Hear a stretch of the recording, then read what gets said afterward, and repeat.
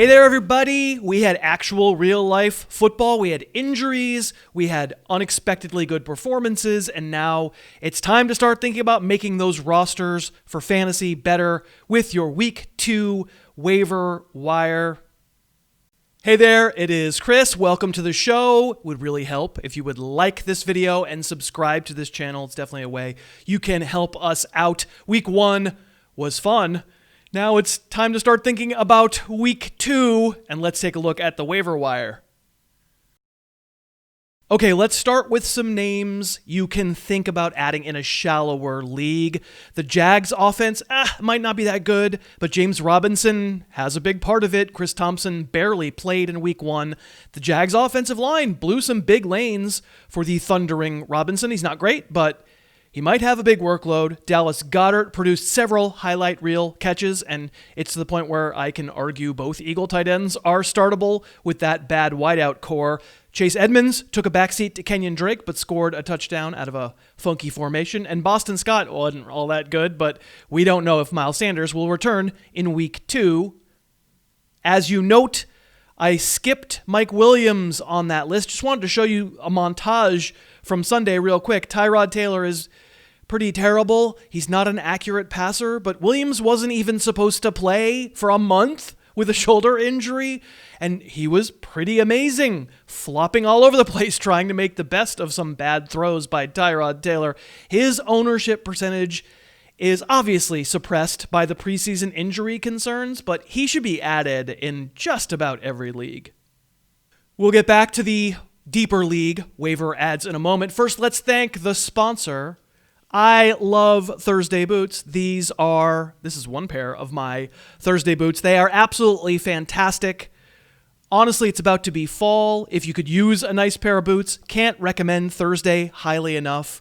I'm not just a spokesperson. I'm also a boot lover. They are great. They've been featured in GQ and Esquire. And what's sweet about Thursday boots is they look like a fashion boot. They have all these great styles and colors for men and women. They make a great gift.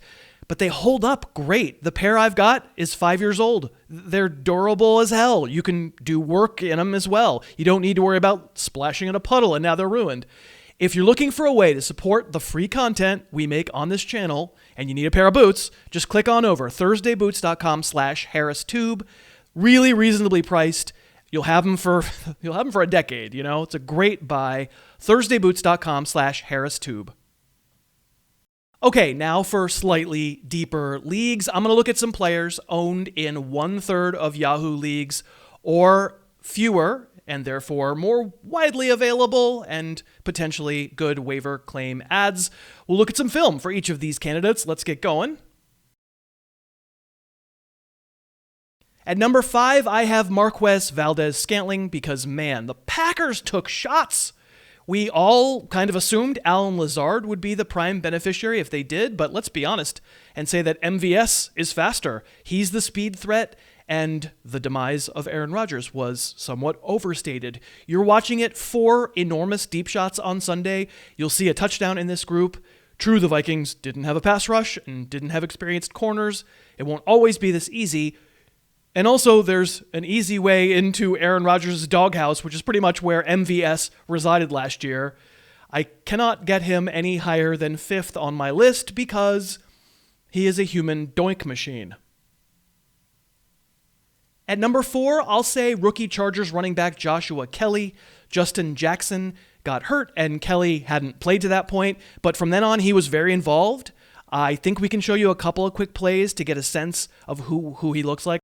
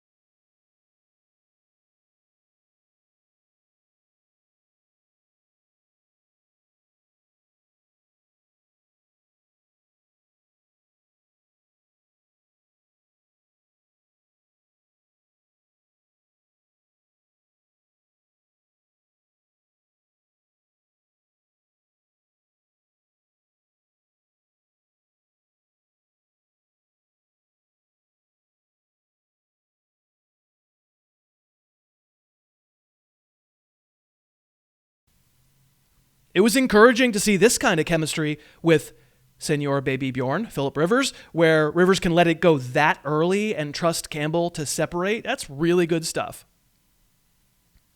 And there were some manufactured touches for him. He had 9 targets. He had this carry. It's too early to say that I'm now positive that Paris Campbell is the Colts' number 1 wideout, but for 1 week at least, that's exactly what he was, so he's worth adding.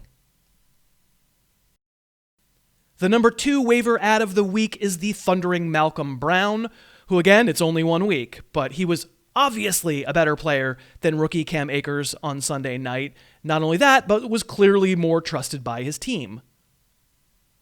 I think you know what Malcolm Brown is. Unspectacular. You give him a gaping hole like this and he'll find it and he'll charge through it. But when he gets to the other end, I mean, it looks like Josh Kelley, right? He'll cut, but it sort of looks like he's dislocating his hip while he's doing it.